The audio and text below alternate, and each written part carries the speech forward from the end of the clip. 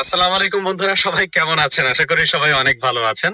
আলহামদুলিল্লাহ, আমরাও ভালো আছি। অনেকে আমাকে একটা কমেন্ট করেন যে ভাই, স্বপ্ন তো আছেন, আপনি তো অনেক দেশ নিয়ে বলেন, অনেক দেশের কথা আমাদেরকে শোনান, স্বপ্ন আছে, কিন্তু ভাই আমাদের সেই সামর্থ্য নাই, আমাদের কাছে এত টাকা পয়সা নেই। আমাদের কাছে যে টাকা পয়সা আছে এটা দিয়ে সর্বোচ্চ হয়তো আমরা মিডল ইস্টে যেতে পারি, কিন্তু ইউরোপের স্বপ্ন আছে, কিন্তু সেই সামর্থ্য নেই। তো সেই ভাইদের জন্য আজকের এই ভিডিওটা মূলত, যারা অনেক বড় স্বপ্ন দেখেন কিন্তু তাদের আর্থিক সচ্ছলতা অত খুব বেশি না, অল্প টাকার মধ্যে তারা কিভাবে স্বপ্ন পূরণ করতে পারেন, এইটা নিয়েই মূলত আজকের ভিডিওটা থাকবে।